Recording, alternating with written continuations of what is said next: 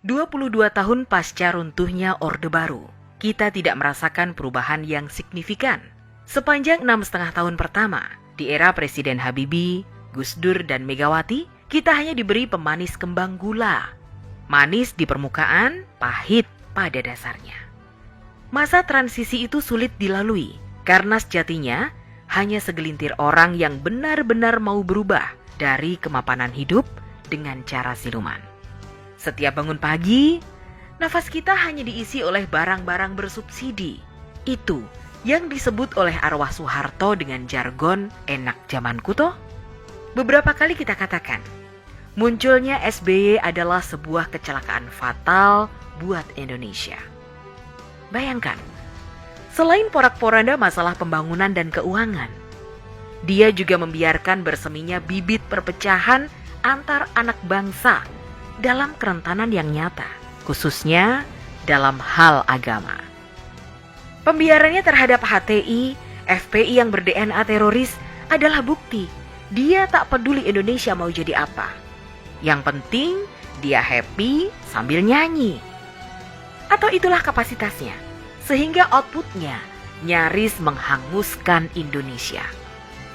Sampai pada titik masuk ke zona membahayakan, SBY hanya prihatin. Untung saja Tuhan berkehendak lain. Jokowi dihadirkan, HTI dan FPI dibubarkan, Indonesia terselamatkan. Hadirnya Jokowi bak mimpi di ujung tidur yang panjang. Tapi begitu tersentak kita terbangun di depan kenyataan bahwa hasil kerjanya jelas ada di depan mata. Jokowi benar-benar bekerja dan Indonesia seperti mendapat nutrisi dan transfusi darah baru, darah kebenaran. Ibarat terserang kanker stadium 4, Indonesia nyaris sekarat. Jokowi bak dokter spesialis. Dia mengenal anatomi Indonesia. Dia sentuh dari Aceh sampai Papua yang masih menyimpan rasa sakit akibat ulah Orba. Dan SBY yang tak mengubah apa-apa untuk bangsa besar ini. Malah badannya dia sendiri yang tambah melebar, tapi kerjanya ambar. Jangan biarkan kopimu dingin. Bola liar sedang menggelinding. Demokrat adalah kuda jingkrak yang pelananya diperebutkan 2 joki. Kita lihat siapa yang akan bertahan duduk di atasnya, Muldoko atau AHY. Karena yang terjadi di sana akan mempengaruhi arah politik Indonesia. Saat ini ada 2 kutub tarik-menarik antara rakyat dan para pengkhianat. Rakyat mau Jokowi 3 kali. Pengkhianat maunya Jokowi berhenti. Lihat saja pancingannya di mana-mana. PKS, Amin Rais, dan ada juga umpan kepura-puraan seperti Nasdem. Kenapa mereka melempar isu itu? Ya karena mereka mengukur kekuatan dan jago yang akan dipasangkan. Secara politik, benar bahwa isu 3 periode dilempar oleh mereka sebagai umpan.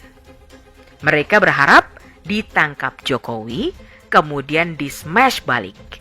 Serangannya bisa bermacam-macam.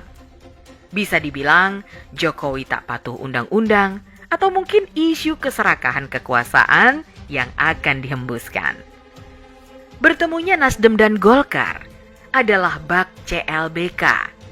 Cinta lama belum kelar. Kita tahu SP siapa dan Golkar siapa, serta sosok yang mana yang masih bermain di sana. Tentunya yang jelas masih ada JK. Politikus tua dan kawakan yang kondisinya sedang dipergunjingkan dengan isu macam-macam ini tidak akan berhenti sebelum mati. Jokowi sudah beberapa kali menolak isu itu. Dia tidak mau. Manusia yang patuh akan kebenaran ini tidak mau melanggar akhlak politik. Apalagi memaksakan akhlaknya untuk sebuah kekuasaan. Pertanyaannya, kalau Jokowi tidak mau, walau jelas figurnya masih sangat diperlukan Dan itu bukan asal-asalan, karena rakyatlah yang memintanya. Jadi, Pak Jokowi tidak harus merasa dijerumuskan. Bagaimana kalau kelak hasil kerjanya dihancurkan para buaya yang kelaparan? Karena selama Jokowi memimpin, mereka susah menelan tangkapan yang selama ini mereka santap beramai-ramai.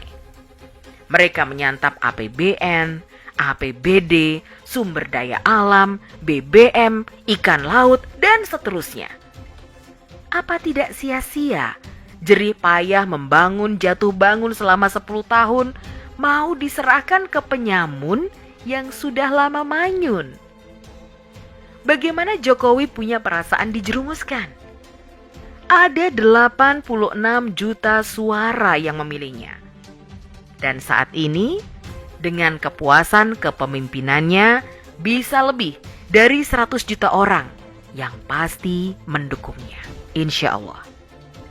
Tapi ini bukan lagi soal didukung dan tidak didukung. Ini masalahnya ada pada Jokowi yang sudah beberapa kali menolak dicalonkan lagi. Pertanyaannya dan lagi-lagi pertanyaan, siapa yang akan menggantikan? Kita tidak ada harapan kalau menunggu partai yang mengusung. Apalagi dari calon yang digadang-gadangkan. Apa yang bisa kita harapkan dari mereka? Belum lagi, sebagian dari mereka masih ber-DNA Orba dan harum cendana. Tapi apa mau dikata, kalau Jokowi tak bersedia? Kita tunggu sinyal Jokowi dan bagaimana Demokrat disikat. Di sana ada Muldoko, ada juga Gibran sebagai kuda hitam, tapi memberi harapan. Indonesia di ujung masa transisi. Sayang kalau pondasi yang dibangun ulang Jokowi diestafetkan kepada pencuri. Kita bakal gigit jari dan mereka menari lagi. Duh Gusti, ngeri kami menatap masa depan negeri ini sepeninggal Jokowi. Tapi kami yakin Tuhan akan membuka hatinya agar tak pergi begitu saja sebelum menyiapkan penggantinya. Semoga kesatriaannya terus ada untuk Indonesia. Dia disegani dunia, dicintai rakyatnya, dan ditakuti lawan-lawannya.